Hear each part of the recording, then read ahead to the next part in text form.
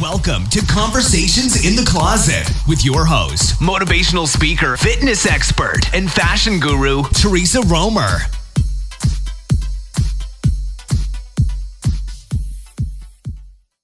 Welcome to Conversations in the Closet. I am Theresa Roemer, your host, along with our great, fabulous co-host, Michael Pearce. Hello, y'all. How are you? Are you recovered?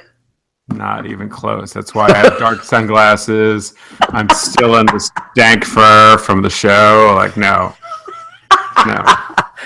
Okay, so just to fill you guys in just a little bit, last weekend we all went to, there's a group of us, we went to New York City for New York Fashion Week, which is, of course, still going on as we speak. But we went over the weekend and we went to two fashion shows, actually, 7 o'clock and 9 o'clock on a Saturday night. We were invited from the Oxford Fashion Studios, and they were so sweet. If you don't know about them, they do shows in New York, London, Milan, and Paris, and we were invited to the one in New York City. Actually, they've invited us to all of them. Yeah. It's just a matter of going. It's just a matter of getting to all of them. But we had a fabulous time. We were VIP. We were front row, and what a fabulous time. And Michael, you actually did some coverage for a local TV station here in Houston, right? Yeah, I got to interview them, and it was really fun because I like this group because they're a lot like the Fashion Fund that many people may have heard from New York. And what they do is they curate collectors. Some of them are very established designers, others are new and up and coming, but they pick people based on artistic talent and commercial promise, and they mentor them, and they provide them access to stages they would never in a million years. To get into New York Fashion Week is a lifetime achievement that many designers never get. And they get New York, Milan, Paris, and they fly them all over. On the catwalk, I was sitting next to one lady from Kenya, another from Austria, another from Ecuador. One of them gave me the Zika virus. I'm sure I have like the cubic zirconia version of it or something. But Zirconia? Is that like cubic zirconia? But it was really fabulous to see this really diverse capsule collections of all these different designers. And he actually put on 5 shows that day. They're showing 60 collections this season. 60. It was fabulous. And I'm telling you, Michael did a fabulous job for, was it for Channel 2 or was it for Houston Lifestyles? Yeah. So it's going to be for KPRC2. It'll air on, I think, Houston Life. I never can tell whether or not the news picks it up or the Houston Life picks it up. It's still in editing, but yeah, it should hopefully air next week. Yeah, so Michael was fabulously dressed. I mean, like he had this amazing T-shirt on that had all kind of verbiage on it, and this fur coat, and I mean, like he was definitely looking hot. I think we were all looking hot. I think we all. I want to say on that point, because I was feeling all proud. I was feeling my oats because I planned outfits, knowing that I'd be with all these incredibly beautiful women with amazing wardrobes. And I thought, okay, I'm going to plan something out. And the most common comment out of all of my photos was about you. And it's of the photo from the fashion show, because you have a blouse that shows the girls quite well, and yes, a skirt that is so high-low, it's like the opening of a circus tent. It's so freaking hot. Like, you can't see the kitty, but oh my God, so many guys. I got messages saying, can you introduce me to her? I'm like, dude, you will not even you don't even have a chance. Forget it. But you look smoking. You are the number one most commented on my friends list photo. Oh, thank you. And those boots were thigh highs. You know. Oh my God. There's a name for those boots, but we can't say that even on a podcast. So, thank you. I didn't know I looked that good, but you look good. I felt good. I mean, I felt like I owned it, you know. So it's funny how, you know, that we all, packed to go to New York. Of course, I packed 3 different dresses. I didn't know what I wanted to wear. And then, of course, that day, we go shopping at the Chelsea markets, and I find the other half of my outfit. So my outfit totally changed from what I had packed to wear to what I ended up finally wearing. And so it was just a conglomeration of throw this together, and voila, we just had a different look. So it was kind of... I want to brag on you with one other point, too, because we were with the mix of ladies, and some are very much the I'm only going to go to Bergdorf crowd. Others are like, take me to flea market, I don't care. The very first place we stopped off was in Harlem. And we turn around and we're like, where the F is Theresa? And we look inside and she's made 5 new best friends. She's like buying this jacket and clearing out a store in Harlem. I'm like, what the hell? Like, we were trying to get somewhere, and she's shopping, and she's made all this whole new fan club of friends. So, no, but what was so funny was here we are in Harlem. I'd never been in Harlem, okay, and we're in this store. It was called Harlem Underground Clothing, and these jackets were one of a kind. They're all one of a kind. I think everything in that store was handmade one of a kind. It was all original. Yeah, and I'm one of these people that I cannot dig for an outfit. Like if it's not hanging there and shouting my name, I'll never find it because I don't take the time to dig. It's got to be out front and ready, and it shouts my name, and I buy it. And sure enough, I'm in there buying it, and this guy looks at me and he goes, "You look really familiar." And I don't know how. He's a black guy, and we start talking. And I said, "Well, do you know Gucci Mane?" He was cute. He was real cute. Yeah. And I said, "Do you know Gucci Mane?" And he's like, "Oh God, everybody knows Gucci Mane." So we started talking about Gucci Mane, and he realized that I was the one that had the video, because he had seen me on Instagram and Facebook and everything promoting the video and everything. So that's how we struck up a conversation. And pretty soon, I've got 5 new best friends. I'm buying this one of a kind jacket, and it was actually kind of fun. But that's what people don't realize about Theresa Roemer is I have a lot of designer stuff in my closets, but I have a lot of just no-name stuff in my closet also. And just like that jacket, I'm not going to call it a no-name. I'm going to call it designer because it is made by somebody, even though they're maybe not a nobody.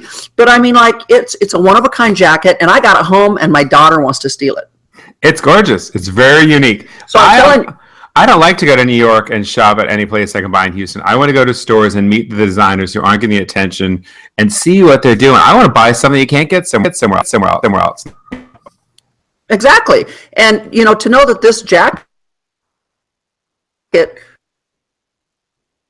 might steal it from me. So that means that it also caught the eye of my daughter, who's 28. So, me, mom, that seems fitting. You came back with a custom couture jacket, and I came back with the Zika zirconia virus. So it all works out fine. I'm still trying to figure out if Zika zirconia is like cubic zirconia. I think so because it's man-made. It's tragic. Nobody should have it. I think that's why I'm calling it that. So that leads us into my question. Why is fashion so important to you? Or you and I attend a lot of fashion shows too. So why is it so important to you? I've never thought of myself as a fashionable person. Like, there are a lot of Houstonians that I have huge respect for. They go to all the right designers. They go to all the right shows. I don't think that I'm that person, but fashion to me is an expression of who you are, and it's a way to cover up the things you don't like. It's a way to highlight the things you do. And the very first time I came out of my shell, because I was horribly shy, like borderline, like I won't say it, but I was very, very shy. And I started to get attention after I lost weight, and I bought some nicer clothes, and you start feeling good about yourself. And I love the idea of having clothes emphasizing how you feel better. And now I've gotten sort of more avant-garde because I'm older and I just don't give a F. Okay, so let's interrupt yourself there. You said you got attention after you lost weight. So now all of you may not know this about Michael, but he wasn't always overweight. Michael back in the day, in his college days and everything, he was a workout person, and he had a nice body, and he lifted weights and so on and so forth. So I'm interested in knowing, were you shy back then also, or did you get shy when you were heavier? I can't believe you just outed me on a podcast as somebody who works out. That's the meanest thing you've ever done. I blew your cover. You trying to make everyone think you there. See, Michael does have a past. Scandalous.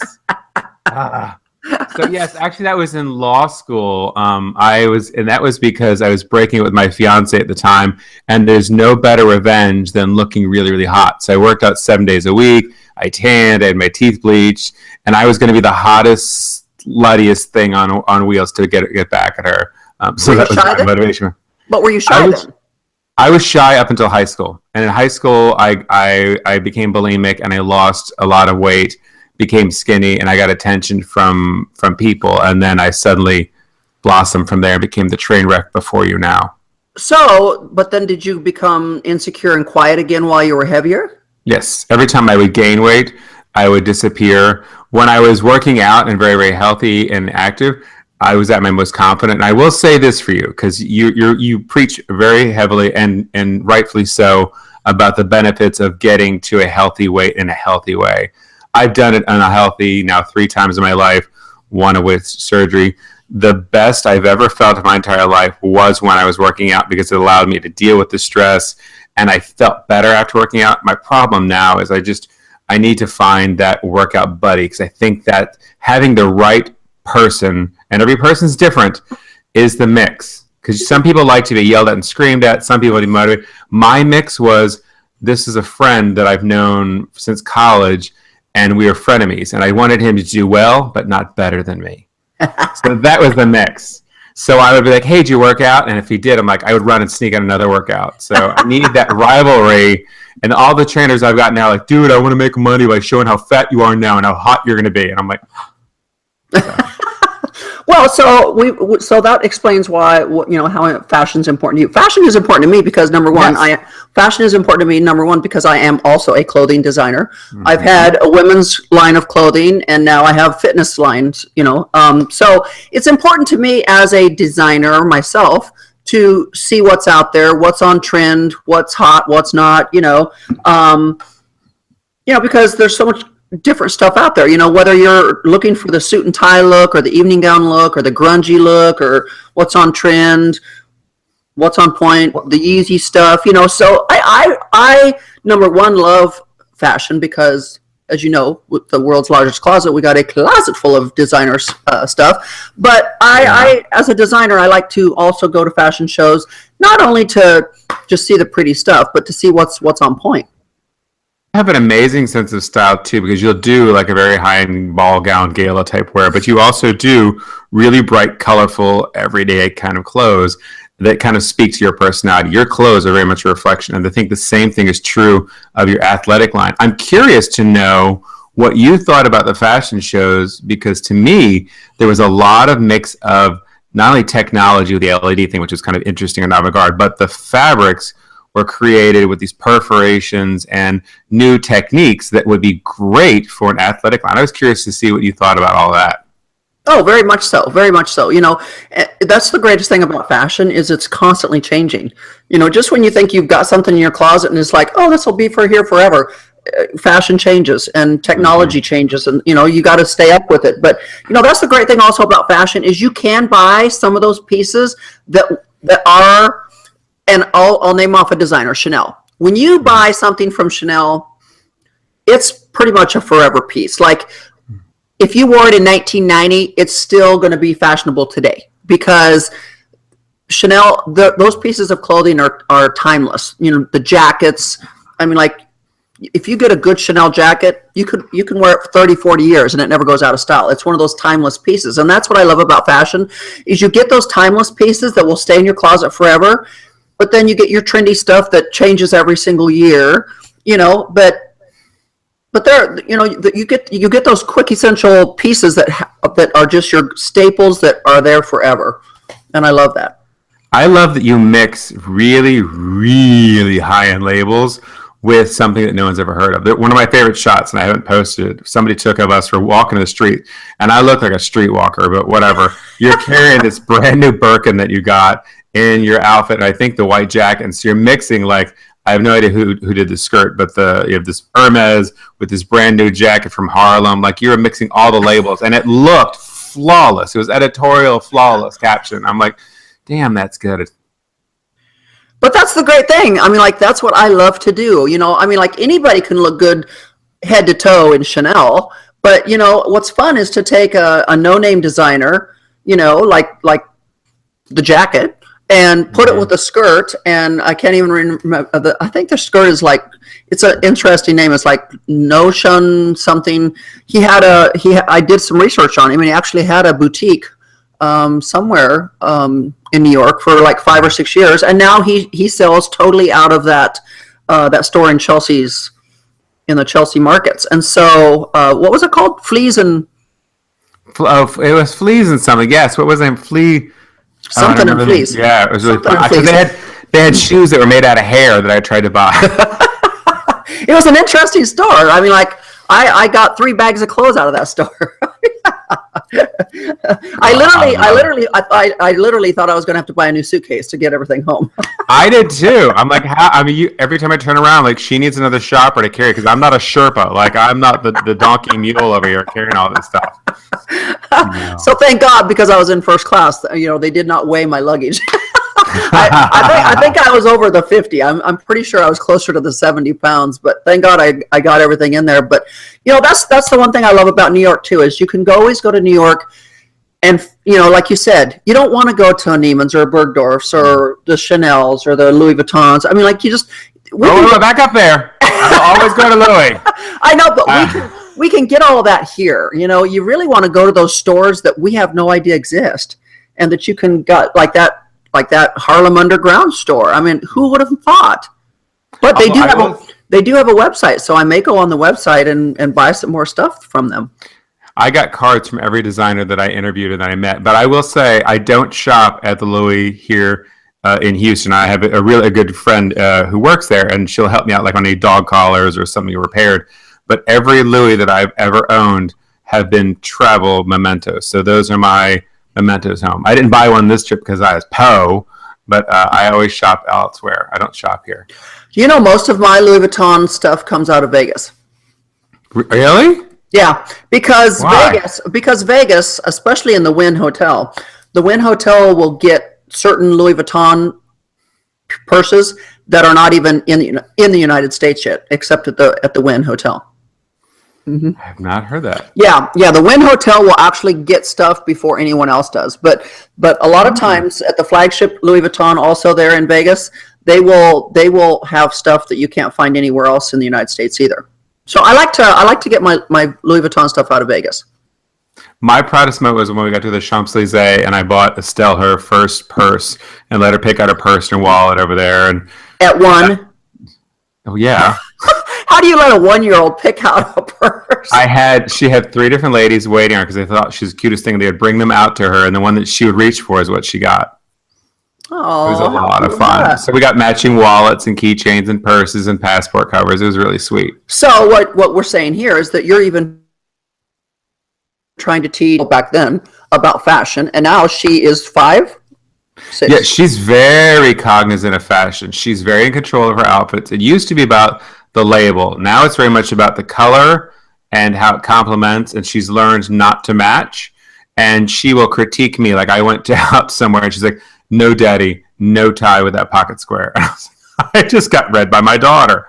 So she's very in control of what she wears, which I hope that for her, it's a power of expression who she is and not a way of making you feel insecure. Like, oh my God, you're too fat for that dress, or you're too old to be dressing like that, or only, girls, these type of girls should wear that. I think that noise just needs to get eradicated from our vocabulary. Well, and what I really love is to see, like over the weekend, Sunday night when I got home from New York, I saw the Grammys. And, I love Adele. And Adele is not a size 2 or a size 4. Adele is a good sized woman. And I love how women like her, like, whether it be Adele or well, it used to be Oprah Winfrey, but she's lost some weight. But bigger women like Adele. Another one is Melissa McCarthy.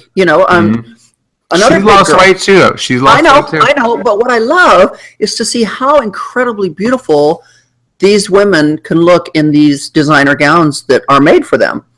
Also, I think every woman is beautiful. It's a matter of finding the design or the clothes that enhance the parts of you that are beautiful. We all, I don't care how skinny you are, have parts of you that you can't stand, that you're self-conscious of. It's a matter of finding things that make you feel powerful and strong. Listen to me. I'm all preachy. I should go to church today. Maybe I need a dark hat and some sunglasses and fur every day, because this is the deepest I've ever been. Lord. Well, I can't believe my medication works. I can't believe that after all of this weight that you've lost, you still have a body part that you're not happy with. I want to lose 30 more pounds. Michael Pearce, you do shave off your beard then. I got rid of that in college. You don't have 30 pounds to lose. I don't know. There's lots of work that needs to be done. Michael, you don't have 30. I don't want to lose weight. I actually want to gain weight, but I'm scared because for me, it's a lot harder to gain weight because of the surgery. So for me to actually gain muscle mass is going to be difficult. I've been talking to trainers about this, and we'll see. We'll see. Just stick to your liquid protein drinks. I'm not even going to touch that. My husband, it was a very good Valentine's Day, but that's I'm not going there.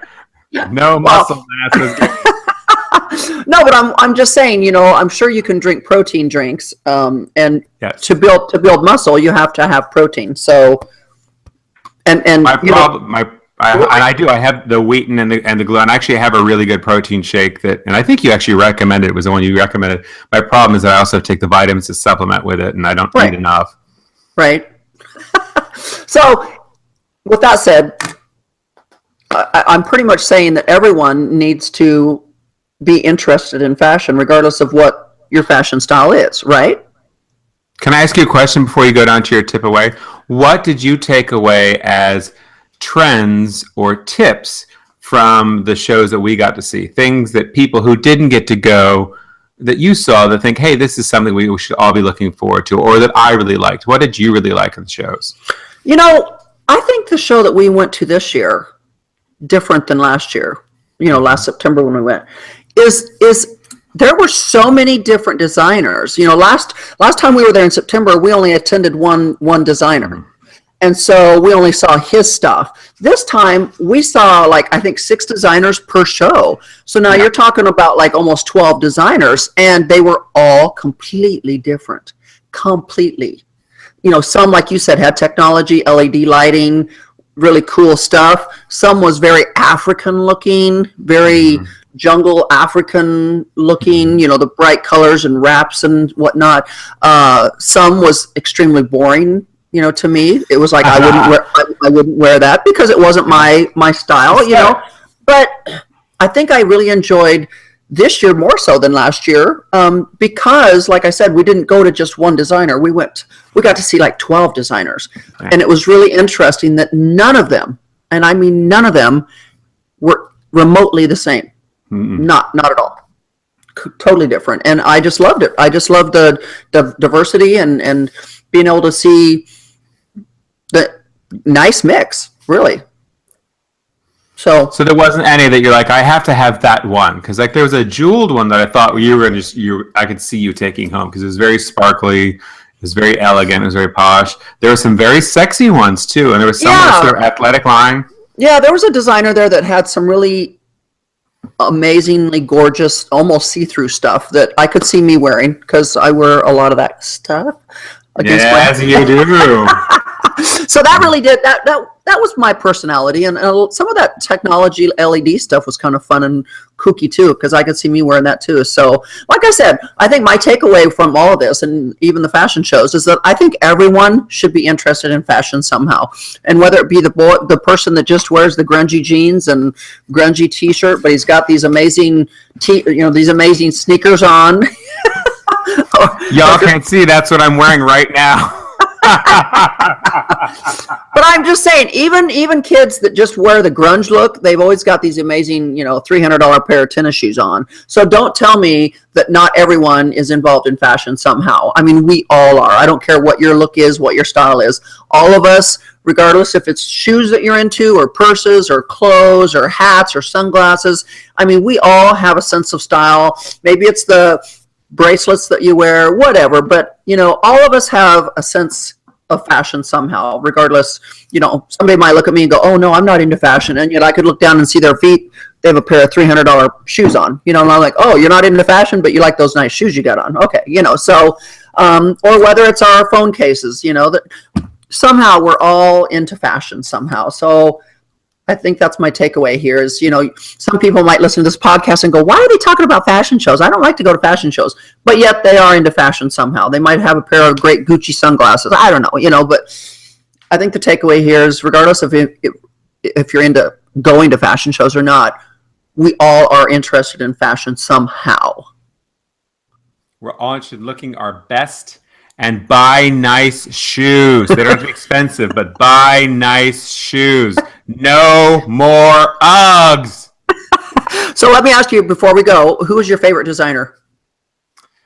Theresa Roemer. Oh, were you paid to say that? Well, I kind of like her too.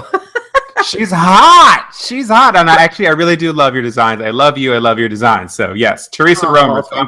Thank you. Well, I would have to actually say one of my most favorite designers is Zach Posen. I've met him. I've ate lunch with him. I've gone to lots of his fashion shows, and he's clearly one of my favorite fashion designers, definitely. But you know, when it comes to purses, Hermes is my bag. I'm sorry. I love your Louis, and I love my Louis, but Hermes has got to be my number one. I brought my bag for you this time. I saw it. You had to see Michael. You know, I'm walking around with my little 30 Birkin, and he's got this big 50.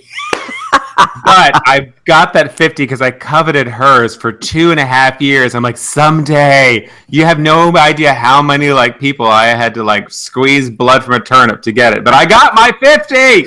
Yay! So Michael's carrying around this 50 travel bag like a purse. I did too. I was shopping in there, babies, puppies, people's groceries.